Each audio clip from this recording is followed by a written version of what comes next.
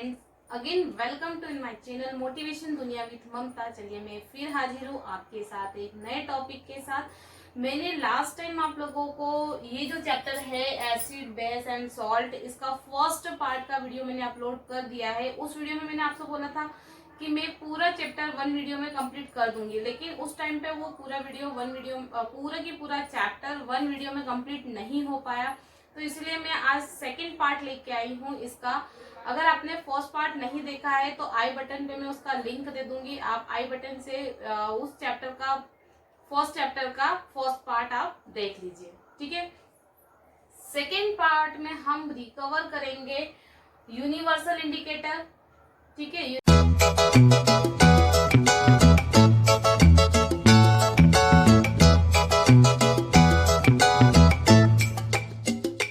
Universal indicators क्या होते हैं ये हम पढ़ेंगे, और सारे जितने भी सॉल्ट्स है आपके चैप्टर में उन सारे सॉल्ट के बारे में हम स्टडी करेंगे आज। ठीक, तो मैं स्टार्ट करती हूँ।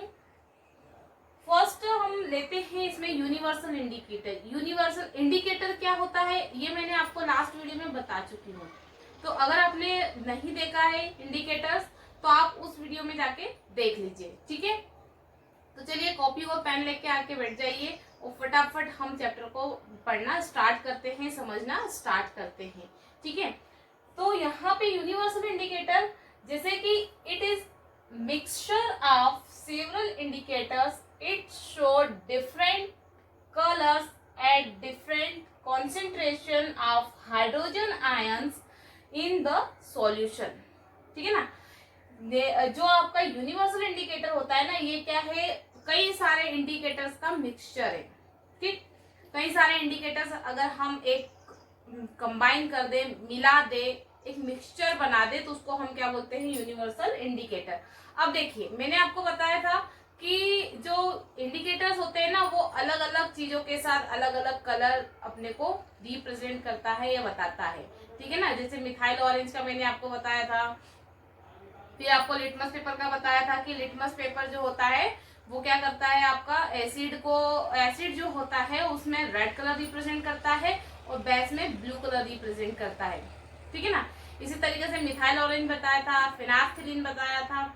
तो कई सारे जो इंडिकेटर्स है ना, जितने भी इंडिकेटर्स है उन सभी को अगर हम मिला ले, एक मिक्सचर बना ले, तो उसको हम क्या बोलते हैं, यूनिवर्सल इंडिकेटर। और ये जो मिक्सचर है ना ये अलग अलग डिफरेंट है ना, क्या होता है, डिफरेंट कलर शो करता है, different concentration of hydrogen ions का, हाइड्रोजन आयंस के कॉन्सेंट्रेशन के बेसिस पे ये अलग अलग कलर आपको रिप्रेजेंट करेंगे। ठीक है, जैसे हाइड्रोजन आयन अगर कम है तो कलर आपका अलग आएगा, हाइड्रोजन आयन अगर आपके ज्यादा है तो कलर आपका अलग आएगा। इसको हम एक चार्ट के बेसिस पे या एक पिक्चर के बेसिस पे समझ लेते हैं कि यहाँ पे हाइड्रोजन आयंस जो होते हैं ना, ये हाइड्रोजन आयंस सपोज दैट ये आपका है 0 पॉइंट।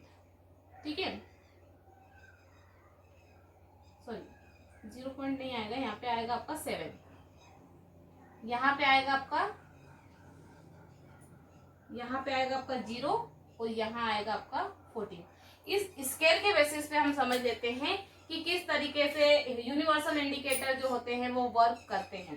तो जीरो में क्या है, यहाँ से अगर हम देखें तो 7 तक आने में यहाँ पे 1 2 3 4 5 6 है ना, 1 2 3 4 5 6 और 7। फिर यहाँ से 7 से स्टार्ट करते हैं, 8 9 10 11 12 और ये ले लीजिए हम 13। ठीक, तो ये हमने एक स्केल बना लिया है। इस स्केल के बेसिस पे अब हम समझते हैं कि यूनिवर्सल इंडिकेटर किस तरीके से वर्क करता है, किस तरीके से काम करता है। जैसे कि जो 7 होता है ना, ये 7 ये आपका न्यूट्रल पॉइंट है।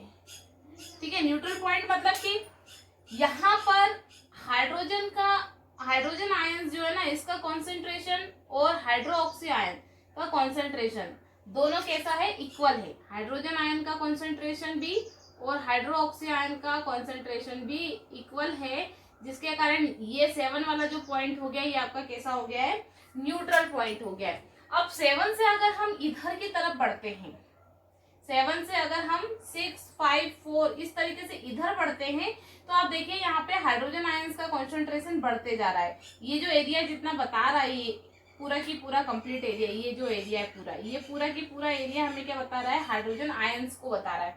तो यहाँ पे हाइड्रोजन आयंस का एरिया ज्यादा है और हाइड्रोक्सी आयन का एरिया कम है। तो जैसे जैसे हम इस तरफ आएंगे ना, तो यहाँ पर आपका जो हाइड्रोजन आयन का कॉन्सेंट्रेशन है वो इंक्रीज होते जाएगा। और अगर हाइड्रोजन आयंस का कॉन्सेंट्रेशन इंक्रीज होते जाएगा तो मतलब कि वो ज्यादा स्ट्रॉन्ग एसिड में कन्वर्ट होते चले जाएगा या ज्यादा स्ट्रॉन्ग एसिड को रिप्रेजेंट करेगा, ठीक है ना। तो जैसे जैसे हम इस तरफ आते हैं तो एसिडिक नेचर जो है ये आपका इंक्रीज होते चले जाता है। एसिडिक नेचर मतलब कि एसिड जो नेचर है आपका, एसिड वाला जो नेचर है, स्ट्रॉन्ग एसिड का जो नेचर होता है वो धीरे धीरे इधर इंक्रीज होते चले जाता है। अगर हम 7 से इस तरफ जाते हैं, 7 से आगे की तरफ जाते हैं, 8, 9, 10, 11, 12 इस तरफ अगर जाते हैं तो यहाँ पे हाइड्रोजन आयंस का कॉन्सेंट्रेशन कम हो रहा है और हाइड्रोक्सी आयन का कॉन्सेंट्रेशन इंक्रीज हो रहा है। जिसके कारण क्या होता है कि अगर हाइड्रोजन आयन का कॉन्सेंट्रेशन कम होगा तो मतलब कि यहाँ पर बेसिक नेचर जो है वो इंक्रीज होते चले जाएगा, ठीक है। ये जो बेसिक नेचर है, अगर हाइड्रोजन आयंस कम होंगे, हाइड्रोक्सी आयन ज्यादा होंगे, हाइड्रोक्सी आयन ज्यादा होंगे तो क्या होगा कि इसका बेसिक नेचर जो है वो इंक्रीज हो जाएगा। तो इस स्केल से हमें एक बात समझ में आ रही है कि 7 जो पॉइंट होता है, इस 7 पॉइंट पे कोई भी चीज अगर 7 आपको दिखा रही है पीएच स्केल पे, उसकी वैल्यू रीडिंग आपको 7 दिखा रही है, इसका मतलब है कि वो चीज आपकी क्या है, न्यूट्रल है। जैसे कि वाटर जो होता है वो आपका न्यूट्रल होता है, ठीक है ना। अब 7 से कम वाले जो अगर आता है स्केल पे उसकी रीडिंग, तो मतलब कैसे हैं, वो एसिडिक नेचर के हैं। और बहुत ही कम आता है जैसे कि 1 और 2 आ गया, तो ये बहुत ज्यादा स्ट्रॉन्ग एसिड होते हैं, like that HCl। HCl hydrochloric acid का जो कॉन्सेंट्रेशन होता है ना, वो 1 से लेकर 2 से लेकर 0 से लेकर 1 के बीच में होता है। तो ये बहुत ज्यादा स्ट्रॉन्ग एसिड है, ठीक है। तो यहाँ पे जैसे जैसे हम नीचे की तरफ जाएंगे स्केल में तो एसिडिटी जो है वो इंक्रीज होती जाएगी, एसिडिक नेचर जो है वो इंक्रीज होते चले जाएगा। और अगर हम स्केल में जैसे जैसे आगे बढ़ते जाएंगे तो बेसिक नेचर जो है वो धीरे धीरे इंक्रीज होते चले जाएगा, एसिडिक नेचर धीरे धीरे कम होते चले जाएगा, ठीक है। तो इस तरीके से यहाँ पे हाइड्रोजन आयन का कॉन्सेंट्रेशन इंक्रीज हो रहा है और यहाँ पे हाइड्रोक्सी आयन का कॉन्सेंट्रेशन इंक्रीज होते चले जा रहा है। और एसिड और बेस में हम पढ़ चुके हैं कि जहाँ हाइड्रोजन आयंस का कॉन्सेंट्रेशन इंक्रीज होता है वो एसिडिक नेचर का होता है, और जहां पर हाइड्रोक्सी आयंस का चलिए हमने हाइड्रोजन आयंस का कॉन्सेंट्रेशन देख लिया है। अब ये जो हाइड्रोजन आयन का जो कॉन्सेंट्रेशन होता है ना, इसको हम एक स्पेसिफिक वर्ड से इसको आइडेंटिफाई करते हैं जिसको हम बोलते हैं पीएच, ठीक। पीएच मतलब कि पी मीन्स होता है पावर और एच का मतलब होता है हाइड्रोजन, मतलब कि पावर ऑफ हाइड्रोजन आयंस। यहाँ पर हम पीएच से क्या आइडेंटिफाई करेंगे, हाइड्रोजन आयंस के पावर को आइडेंटिफाई करेंगे, ठीक है ना। तो अगर पीएच जो होता है, मैंने आपको बताया था, अगर 7 आता है तो न्यूट्रल होता है, हाइड्रोजन आयन अगर 7 भी आते हैं तो क्या हो जाता है, न्यूट्रल। तो इसको हम क्या बोलेंगे, 7 जो है इसको हम क्या बोलेंगे, पीएच, ठीक है ना, ठीक। तो अब ये जो पीएच है, इस पीएच का हमारे डेली लाइफ में क्या यूजेस है। तो सबसे पहला यूज हम देखते हैं कि हमारी जो बॉडी है ना, ये 7.7 से लेकर 7.8 के बीच में वर्क करती है, ठीक। हमारी बॉडी का जो पीएच होता है, पीएच वैल्यू जो होती है ये 7 से लेकर 7.8 के बीच में होती है। अगर इससे ज्यादा या इससे कम हो जाता है तो हमारी बॉडी प्रॉपर फंक्शनिंग नहीं कर पाती है और हमें कहीं ना कहीं बॉडी के अंदर कुछ प्रॉब्लम होती है और हम क्या हो जाते हैं, बीमार हो जाते हैं, ठीक है। सेकेंड आता है पीएच ऑफ रेन वाटर। जो बारिश का जो पानी होता है इसका भी एक स्पेसिफिक पीएच होता है। अगर इसका पीएच 5.6 से कम होता है, जो बारिश का पानी आ रहा है उसका पीएच अगर 5.6 से कम आता है, इट मीन्स कि पानी में एसिड की क्वांटिटी ज्यादा है, हाइड्रोजन आयन ज्यादा क्वांटिटी में प्रेजेंट है। तो ये बारिश का पानी कैसा हो जाएगा, आपका एसिडिक रेन हो जाएगी। ये जो बारिश है इसको हम क्या बोलेंगे, एसिड रेन बोलेंगे, ठीक है ना। इसको हम क्या बोलते हैं, एसिड रेन। जिसका पीएच 7.6 से ज्यादा आता है उसको हम एसिड रेन बोलते हैं। थर्ड आता है our stomach produce hydrochloric acid. हमारा जो स्टमक है ये हाइड्रोक्लोरिक एसिड को प्रोड्यूस करता है, और हाइड्रोक्लोरिक एसिड का पीएच जो होता है वो 0 से 1 के बीच में होता है। ये मैं आपको पहले भी स्केल पे बता चुकी हूँ, ठीक है ना। तो हाइड्रोक्लोरिक एसिड का पीएच कितना होता है, 0 से 1 के बीच में होता है। खाना खाने के टाइम पे पीएच वैल्यू जो होती है वो आप लोगों की 0 से 1 के बीच में होती है, और खाना खाने के बाद हाइड्रोक्लोरिक एसिड का कॉन्सेंट्रेशन कम हो जाता है। नेक्स्ट आता है हमारे पास tooth decay start when pH of mouth less than 5.5।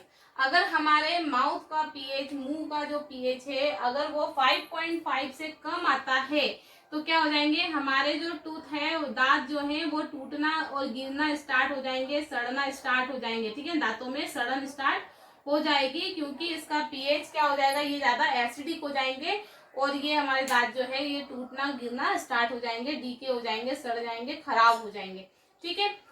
इसके बाद नेक्स्ट आता है plant need specific pH for their healthy growth. Plants जो होते हैं ना, इनको भी एक स्पेसिफिक पीएच की जरूरत होती है इनकी हेल्दी ग्रोथ के लिए।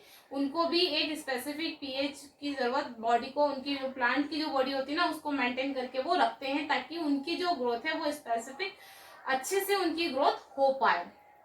इसके बाद लास्ट आता है self defence by animals. Animals it means की, जैसे कि आप लोगों ने देखा होगा हनी बी, किसको देखा होगा, हनी बी को। हनी बी जो होती है ना उसकी जो स्टिंग होती है,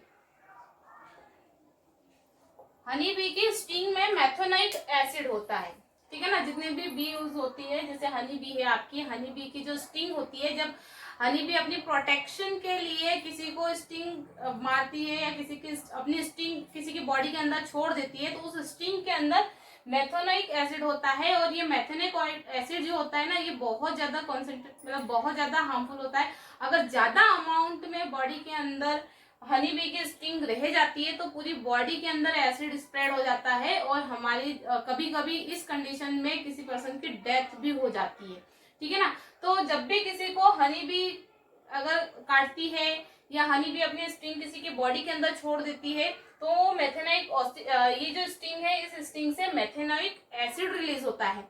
तो हमें इसके प्रोटेक्शन के लिए क्या करना चाहिए, सबसे पहला कि स्टिंग निकाल के बाहर फेंक देना चाहिए। दूसरा हमें क्या करना चाहिए, जिस जगह पे हनी बी ने हमें डंक मारा है, जहाँ काटा है, वहां पे आप किसी बेस का लेप लगा लीजिए, यूज कर सकते हो उसमें, क्योंकि उसमें बेस होता है। तो उसको आप अच्छे से रब कर लीजिए, अच्छे से लगा लीजिए, ताकि धीरे ये जो मेथोनिक एसिड है ये बेस के साथ रिएक्शन करके न्यूट्रल हो जाए, और आपकी बॉडी से इसका जो इफेक्ट है एसिड का वो धीरे धीरे कम हो जाए, ठीक है ना। तो इस तरीके से हम बच भी सकते हैं। लेकिन अगर ज्यादा क्वांटिटी, ज्यादा हनी बी ने अगर हमें डंक मारा है, हनी बी ने अगर हमें काटा है, अटैक किया है हमारे ऊपर, तो उस कंडीशन में हमें तुरंत डॉक्टर के पास हॉस्पिटल जाना चाहिए, क्योंकि वहां पर डॉक्टर प्रॉपर वे में फिर इसका ट्रीटमेंट करते हैं। हम सोचे कि सभी स्टिंग घर पे ही निकाले और उस पर जो सोप है उसका लेप लगा ले, तो ये फिर हमारे लिए प्रोटेक्शन नहीं दे पाएगा पूरा। तो वहां पर डॉक्टर फिर आपका पूरा कंप्लीट ट्रीटमेंट करेंगे, ठीक। तो इस तरीके से हनी बी के अटैक में मेथोनिक एसिड होता है जो कि बॉडी को नुकसान पहुंचाता है, और हम हनी बी को छोड़ देते हैं, और जहाँ पे भी हनी बी का डंक होता है वहां पे हमें जलन स्टार्ट हो जाती है। जलन स्टार्ट होती है किसके कारण, मेथोनिक एसिड के कारण। तो इसी तरीके से कई सारे जो एनिमल्स होते हैं ना, ये अपनी जो स्टिंग होती है, जब भी उस सेल्फ डिफेंस के लिए वो इस तरीके के एसिड का यूज करते हैं, और उनकी जो डंक वगैरह जो होती है उसका जो पीएच होता है वो ज्यादा एसिडिक नेचर का होता है, ठीक है। तो इस तरीके से डेली लाइफ में हमें मतलब काफी सारी जगहों पर हमें पीएच का जरूरत पड़ती है, पीएच को मेजर करने की, पीएच वैल्यू की जरूरत हमें पड़ती है, ठीक है। कंप्लीट हो चुका है। अब नेक्स्ट टॉपिक आता है हमारा सॉल्ट, ठीक है ना। एसिड और बेस हम पिछले वाले वीडियो में पार्ट 1 में पढ़ चुके हैं। अब सेकेंड जो लास्ट टॉपिक बचा है वो हमारा है सॉल्ट। तो सॉल्ट जो होते हैं वो क्या होते हैं, तो salt is an ionic compound form by neutralisation reaction. Salt जो होते हैं ना ये एक आयनिक कंपाउंड होते हैं जो कि न्यूट्रलाइजेशन रिएक्शन से बने होते हैं। अब न्यूट्रलाइजेशन रिएक्शन यहाँ पे मैं आपको थोड़ा सा बता देती हूँ, बाकी पूरा मैंने कंप्लीट न्यूट्रलाइजेशन रिएक्शन पार्ट 1 में बता चुकी हूँ। अगर आपने नहीं देखा है तो प्लीज जाकर उस वीडियो को देख लीजिए, ठीक है। तो न्यूट्रलाइजेशन रिएक्शन इट मींस कि ए मतलब एसिड और बी मतलब बेस। एसिड और बेस को जब हम मिलाते हैं, ठीक है ना, एसिड और बेस को जब हम मिलाते हैं तो क्या बनता है, अपना सॉल्ट बनता है और वाटर रिलीज होता है। इसको हम बोलते हैं न्यूट्रलाइजेशन रिएक्शन, ठीक। ये है आपकी न्यूट्रलाइजेशन रिएक्शन।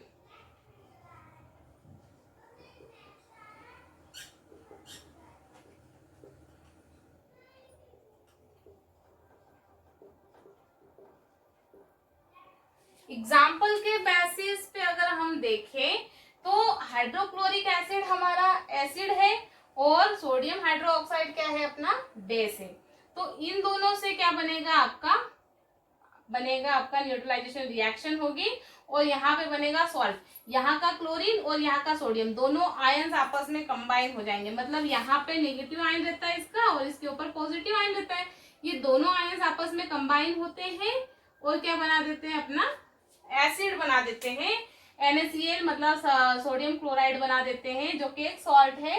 और बाकी बचा हुआ यहाँ पे हाइड्रोक्सी आयन और यहाँ का हाइड्रोजन आयन दोनों कंबाइन होकर क्या बना देता है, वाटर बना देता है, ठीक है ना। जिसको हम बोलते हैं न्यूट्रलाइजेशन रिएक्शन। अब जो केमिकल्स है, केमिकल्स से कौन कौन से एसिड, कौन कौन सा सॉल्ट का फॉर्मेशन होता है वो हम पढ़ेंगे। तो इस चैप्टर में आप लोगों के दिए गए हैं 5 टाइप्स के सॉल्ट दिए गए हैं। पहला आपका सोडियम हाइड्रोक्साइड, सेकेंड है आपका ब्लीचिंग पाउडर, थर्ड है आपका बेकिंग सोडा, फिर फोर्थ है आपका वॉशिंग सोडा और उसके बाद लास्ट है आपका प्लास्टर ऑफ पेरिस। तो यहाँ पर जो आपका सोडियम हाइड्रोक्साइड है इसका जो फॉर्मूला होता है वो होता है NaOH, ठीक है ना, सोडियम हाइड्रोक्साइड। तो आप लोगों को ये नेम भी लर्न करना है, साथ में इनके फॉर्मूलेस भी लर्न करना है, क्योंकि यहाँ पर 5 मार्क्स में आप लोगों के ये जो फॉर्मूले हैं ये पूछ लिए जाते हैं कि इसका फॉर्मूला क्या है, ठीक है ना। केमिकल फॉर्मूला लिखिए, तो केमिकल फॉर्मूले में ये फॉर्मूले पूछ लिए जाते हैं, तो आपको ये लर्न करना जरूरी है एग्जाम के लिए, ठीक।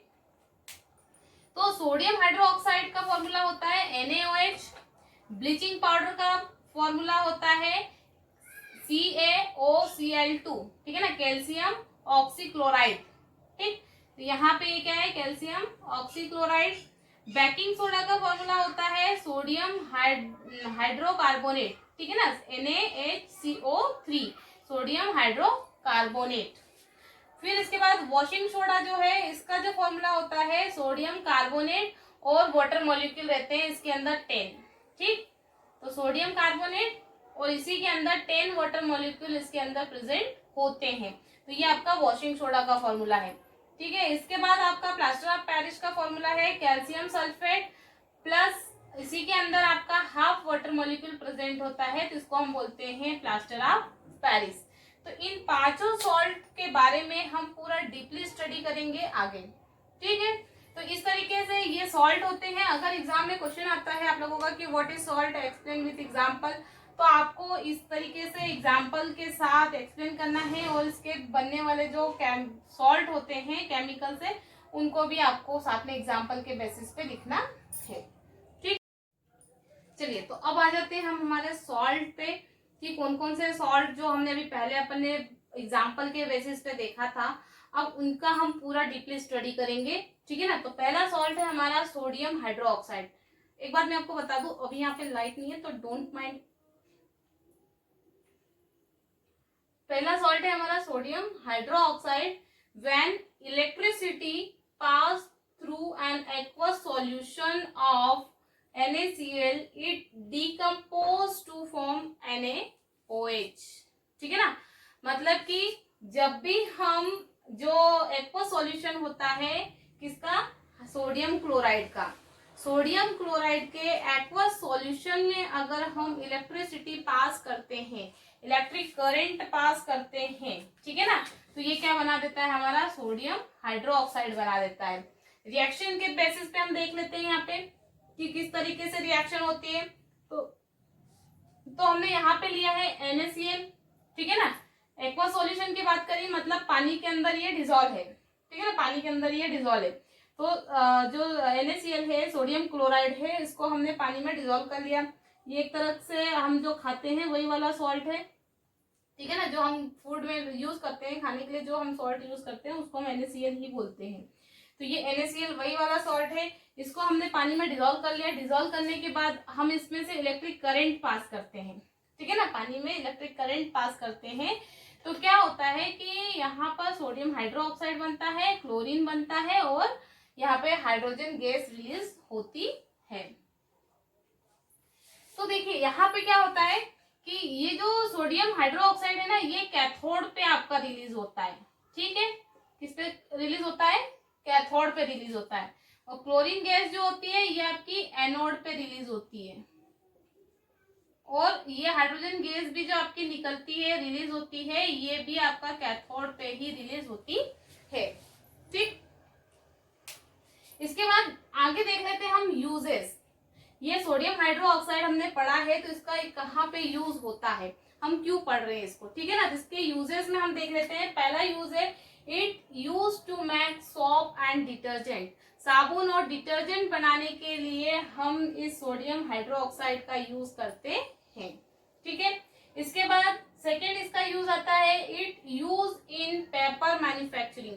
जहां पर पेपर बनाने का काम होता है वहां पर भी हम सोडियम हाइड्रोक्साइड का यूज करते हैं। इसके बाद it use in oil refining, ठीक है ना, ऑयल का जहाँ रिफाइनिंग का काम होता है, ऑयल रिफाइनिंग जितनी भी फैक्ट्रीज है वहां पर भी सोडियम हाइड्रोक्साइड का यूज किया जाता है।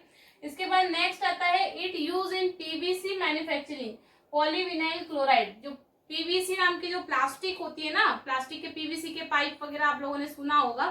तो ये PVC, जहां पर PVC का मैन्युफैक्चरिंग का काम होता है वहां पर भी इस सोडियम हाइड्रोक्साइड का यूज किया जाता है। इसके बाद लास्ट यूज हम देख लेते हैं also use as pesticides. Pesticide में भी इस सोडियम हाइड्रोक्साइड का यूज किया जाता है, ठीक है। तो बोर्ड एग्जाम के लिए हमें सोडियम हाइड्रोक्साइड के लिए सिर्फ इतना ही पढ़ना है कि सोडियम हाइड्रोक्साइड बनता कैसे है, ठीक है ना, और इसका यूज कहाँ पे होता है। हमें ये दोनों चीजें ही पढ़नी है इसके लिए, 10th बोर्ड के लिए, ठीक है। तो एग्जाम में सिर्फ इतना ही पूछा जाता है, इससे ज्यादा इसके अंदर और कुछ नहीं पूछा जाता है, ठीक। सेकेंड आता है हमारे पास ब्लीचिंग पाउडर, ठीक है ना।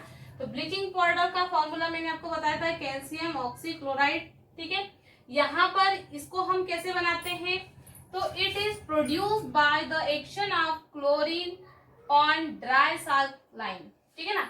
अगर हम ड्राई साल्ट लाइन के ऊपर क्लोरीन को डालते हैं या क्लोरीन को मिलाते हैं, है ना, तो क्या बनता है हमारे पास, ब्लीचिंग पाउडर का फॉर्मेशन होता है। तो यहाँ पर रिएक्शन में हम देख लेते हैं कि रिएक्शन में क्या हो रहा है, कैल्शियम, ये जो कैल्शियम हाइड्रोक्सी है, इस हाइड्रोक्सी के साथ क्या करेंगे हम, इसको हम सेकेंड नाम बोलते हैं लाइम वाटर, ठीक है ना, या इसको हम ड्राई साल्ट लाइम भी बोलते हैं, ठीक है। तो ये सब एक ही है, पूरा एक ही चीज है, ये सब एक ही चीज है, ठीक है ना। तो इसमें अगर हम इस पे क्लोरीन का एक्शन करवाते हैं, क्लोरीन इस पे डालते हैं, तो क्या बनता है हमारे पास, ब्लीचिंग पाउडर बनता है, कैल्शियम ऑक्सीक्लोराइड बनता है और वाटर का फॉर्मेशन होता है, ठीक। अब इसके यूजेस देख लेते हैं हम। तो इसका फर्स्ट यूज होता है कॉटन और लाइनिन इंडस्ट्रीज जो होती है ना, वहां पर इसको ब्लीच करने में इसका यूज होता है। ब्लीच मतलब कि इसको साफ करने के लिए, कॉटन को और लाइनिन को साफ करने के लिए ब्लीचिंग, इस ब्लीचिंग पाउडर का यूज किया जाता है, ठीक है। सेकेंड आता है ब्लीचिंग वुड पल्प इन पेपर इंडस्ट्रीज। जो पेपर इंडस्ट्रीज होती है, यहाँ पे जो वुड पल्प होता है, लकड़ी की जो लुगदी निकलती बनाते हैं, उसको ब्लीच, उसको साफ करने में भी, ब्लीचिंग करने में भी इस ब्लीचिंग पाउडर का यूज किया जाता है। नेक्स्ट आता है oxidising agent in chemical industries. Chemical industries में ऑक्सीडाइजिंग एजेंट के रूप में इसका यूज किया जाता है, ठीक है ना। ये किसी भी चीज को क्या कर देता है, ऑक्सीडाइज कर देता है, इसलिए हम इसे ऑक्सीडाइजिंग एजेंट के रूप में भी इसका यूज करते हैं केमिकल इंडस्ट्रीज में, ठीक। इसके बाद डिसइंफेक्टिंग ड्रिंकिंग वाटर, जो पीने का पानी होता है उसमें से जो जितने भी हार्मफुल बैक्टीरिया वगैरह जो होते हैं या पानी से जो गंदगी होती है उसको डिसइंफेक्टेड करने के लिए, ड्रिंकिंग वाटर को डिसइंफेक्टेड करने के लिए भी इस ब्लीचिंग पाउडर का यूज किया जाता है। ठीक है, तो इस तरीके से ब्लीचिंग पाउडर का फॉर्मेशन कैसा होता है और इसका यूजेस, इतनी चीजें हमने यहाँ पर स्टडी किया है। आई होप आप लोगों को ये पूरा समझ में आया होगा।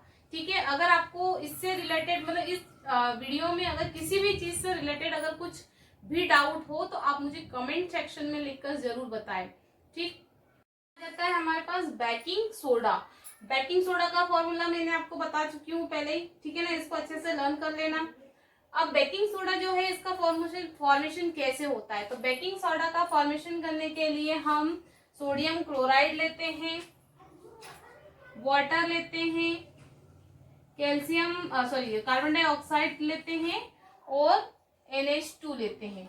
ठीक है ना, इन सबको आपस में जब हम रिएक्शन करवाते हैं, इन सभी के आपस में रिएक्शन करवाते हैं तो क्या बनता है, यहाँ पे हमारा अमोनियम क्लोराइड बनता है प्लस साथ में ये हमारा बेकिंग सोडा बनता है। ठीक है, तो इस तरीके से बेकिंग सोडा का फॉर्मेशन किया जाता है। अब इसकी प्रॉपर्टीज क्या क्या होती है, बेकिंग सोडा में क्या क्या प्रॉपर्टी होती है ना, इसमें क्या क्या गुण होते हैं, ये भी हम पढ़ेंगे इसी के अंदर। तो इसकी सबसे पहली प्रॉपर्टी देखें तो it is mild and non corrosive base. ठीक है ना, एक तो ये माइल्ड होता है, सॉफ्ट होता है, ये जो है बहुत ज्यादा सॉफ्ट होता है बेकिंग सोडा, और दूसरा ये नॉन कॉरोसिव बेस है ना, इसमें जंग नहीं लगता है, कितने भी टाइम तक आप इसको रख दो ये खराब नहीं होता। जंग नहीं लगना मतलब कि ये खराब नहीं होता है। ठीक है ना, यहाँ पे जंग मतलब कि जो आप रस्टिंग की बात करते हो ना, वो रस्टिंग नहीं, कॉरोसिव का मतलब होता है ये यहाँ पे खराब नहीं होता है। ठीक है ना, ऑक्सीडाइज नहीं होता है, खराब नहीं होता है। सेकेंड आता है कि when it is heated during cooking, अगर हम इसको कुकिंग के दौरान हीट करते हैं, मतलब किसी खाने में इसको अगर हम डाल दें, वो खाने को अगर हम गर्म करते हैं तो क्या होता है, ये बेकिंग सोडा को जब हम हीट करते हैं तो सोडियम कार्बोनेट बनता है, वाटर बनता है, कार्बन डाइऑक्साइड गैस बनती है। ठीक है ना, तो यहाँ पर कार्बन डाइऑक्साइड गैस के फॉर्म में बाहर निकलती है, और जब हम इसको हीट करते हैं ना तो इस तरीके से ये रिएक्शन होती है, और जो खाना है हमारा वो कैसा हो जाता है, सॉफ्ट हो जाता है। कैसा हो जाता है, सॉफ्ट हो जाता है और स्पंजी हो जाता है। ठीक, इसको मैं आपको बता देती हूँ कि जो बेकिंग सोडा होता है ना, बेकिंग सोडा के कारण हमारा जो खाना है, जो जिस भी चीज में हम डालेंगे तो वो चीज क्या हो जाएगी, आपकी सॉफ्ट हो जाएगी, स्पंजी हो जाएगी। नेक्स्ट आता है आपका यूजेस, इसका यूज कहाँ कहाँ किया जाता है ना, बेकिंग सोडा का कहाँ कहाँ पे यूज होता है। तो बेकिंग सोडा नाम से क्लियर है कि बेकिंग पकाने के लिए यूज करते हैं, तो हम ऑब्वियस सी बात है कि हम इसमें क्या करेंगे, खाने की चीजों में इसका यूज करेंगे। तो फर्स्ट यूज जो होता है an ingredient of antacid, antacid जो हम बनाते हैं ना तो उसके अंदर भी हम बेकिंग सोडा डालते हैं, जिसके कारण ये क्या करता है कि हमारी स्टमक के अंदर जब हाइड्रोक्लोरिक एसिड ज्यादा अमाउंट में रिलीज होता है तो ये उसके साथ रिएक्शन कर लेता है और उसको न्यूट्रलाइज कर देता है। ठीक है ना, तो बेकिंग सोडा का यूज एक जगह यहाँ पे होता है एंटा एसिड में। ठीक है, सेकेंड होता है इसका यूज होता है यूज इन फायर एक्सटिंग्यूशर, जो फायर एक्सटिंग्यूशर होते हैं वहां पर भी इसका यूज किया जाता है। क्यों, क्योंकि इसके अंदर कौन होता है, यहाँ पे कैल्शियम, यहाँ पे कार्बोनेट होता है ना, CO3, तो ये CO3 जब ब्रेकडाउन होता है तो क्या बनाता है, आपका CO2 बनाता है। ठीक है ना, तो ये CO2 बनता है, तो CO2 का यूज कहाँ होता है, फायर एक्सटिंग्यूशर में होता है, इसलिए बेकिंग सोडा का यूज फायर एक्सटिंग्यूशर में भी किया जाता है।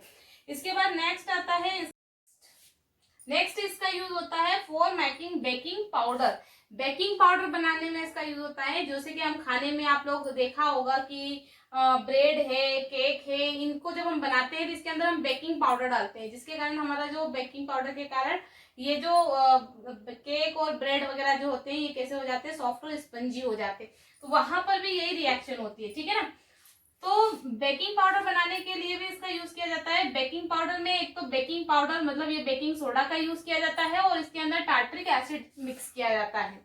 ठीक है ना, इससे बनता है आपका बेकिंग पाउडर। ठीक है, तो इस तरीके से इसका यूज किया जाता है, ये इसकी प्रॉपर्टीज है और इस तरीके से इसका फॉर्मेशन किया जाता है।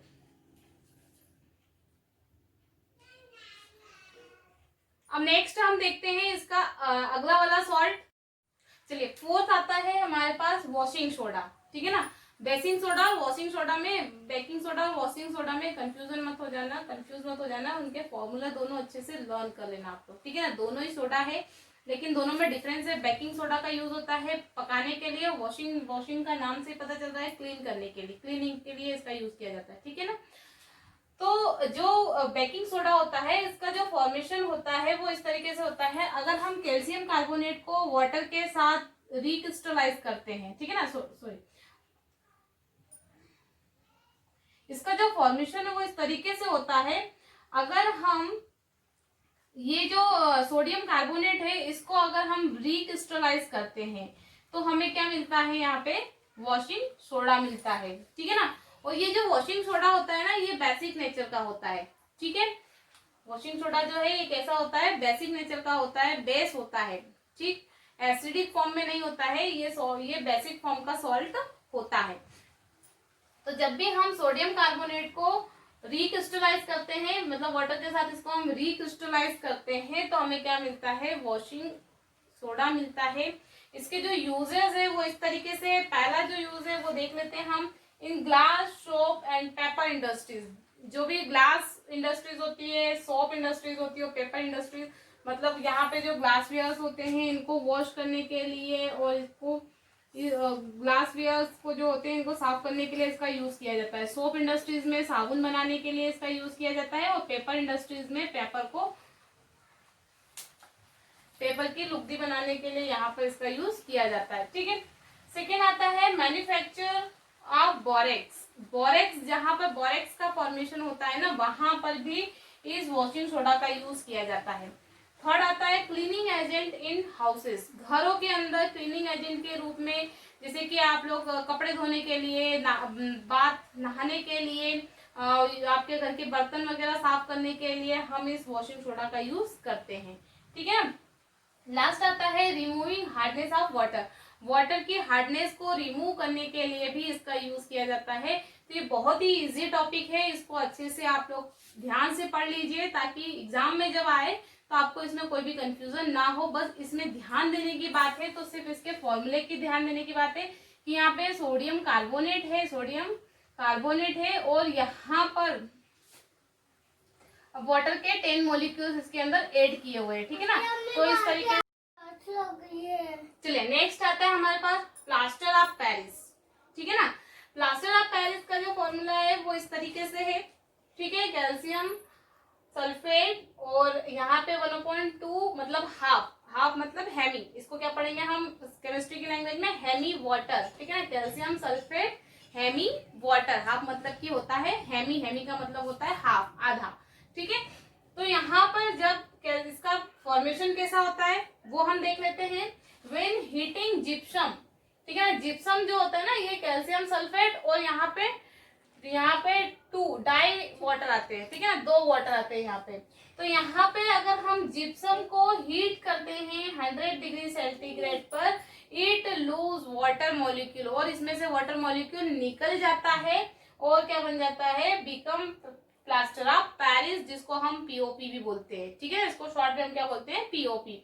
तो जिप्सम को अगर हम हीट करते हैं 100 डिग्री सेंटीग्रेड पे, जिप्सम लिया इसको हमने हीट किया 100 डिग्री सेंटीग्रेड पे, तो यहाँ पर वाटर मॉलिक्यूल बाहर निकल जाता है और ये बन जाता है आपका प्लास्टर ऑफ पेरिस, पीओपी, ठीक है। क्या है आपका पीओपी। देखिए यहाँ पे ना ये रिएक्शन रिवर्स भी होती है। रिवर्स कैसे होती है, अगर हम इस एरो का डायरेक्शन इधर कर दे, ठीक, और इसके अंदर हम पानी डाल दें, क्या कर दे हम पीओपी के अंदर पानी डाल दें तो ये क्या बना देगा, आपका जिप्सम बना देगा, ठीक है।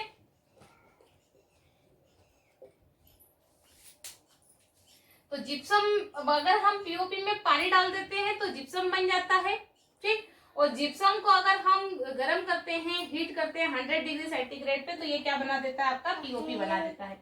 यूजेस, पहला यूज होता है इसका कि जो डॉक्टर होते हैं ना वो फ्रैक्चर, किसी को भी बॉडी में फ्रैक्चर हो जाता है तो प्लास्टर बांधने के लिए किसका यूज करते हैं, पीओपी का यूज करते हैं, ठीक है ना। जो प्लास्टर बनते हैं, जो भी पेशेंट होते हैं उनको फ्रैक्चर बोन्स का जो फ्रैक्चर हो जाता है वहां पे जो प्लास्टर लगाए जाते हैं डॉक्टर के थ्रू, उसको उसमें किस चीज का यूज होता है, पीओपी का यूज होता है, प्लास्टर ऑफ पेरिस का यूज होता है। सेकेंड आता है for making toys decoration materials, है ना। बच्चों के लिए टॉयज बनाने के लिए पीओपी का यूज किया जाता है।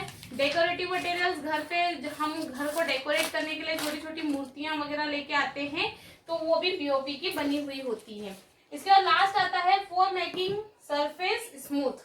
जो सरफेस होती है उसको स्मूथ बनाने के लिए भी हम पीओपी का यूज करते हैं। जैसे कि घर की वॉल जो होती है, वॉल में हम पुट्टी करवाते हैं, तो वो भी क्या है आपका पीओपी से ही होती है। पुट्टी जो होती है वो पीओपी की हेल्प से ही होती है। तो सरफेस को स्मूथ करने के लिए भी हम पीओपी का यूज करते हैं। ठीक है, तो आज मैंने आपको पूरा चैप्टर कंप्लीट करवा दिया है। अगर आपको इस चैप्टर से रिलेटेड कुछ भी प्रॉब्लम है, कहीं पे भी डाउट है, तो आप अपने डाउट कमेंट बॉक्स में लिखकर मुझे जरूर बता सकते हैं। और आपको ये वीडियो कैसा लगा है ये भी मुझे आप कमेंट बॉक्स में जरूर बताइए। इसके अलावा जो लोग नए हैं, जो नए लोग देख रहे हैं इस वीडियो को, वो चैनल को सब्सक्राइब करना ना भूले और बेल आइकन को प्रेस कीजिए, ताकि आपको नए वीडियोस की नोटिफिकेशन मिलती रहे। मैं इस सीरीज में जो वीडियो बना रही हूँ इसमें पूरा कंप्लीट साइंस 10th क्लास का साइंस का पूरा सीरीज कंप्लीट करूंगी, मतलब सारे चैप्टर्स का वीडियो बनाऊंगी। ठीक है ना। तो अगर आप पूरा साइंस 10th क्लास का पढ़ना चाहते हो तो मेरे चैनल को सब्सक्राइब जरूर करें। और अगर आपको वीडियो पसंद आया है तो इसे लाइक जरूर कीजिए, ताकि इससे मेरा मोटिवेशन बना रहे। तो आज के लिए इतना ही, मिलते हैं नेक्स्ट वीडियो में, तब तक के लिए जय हिंद।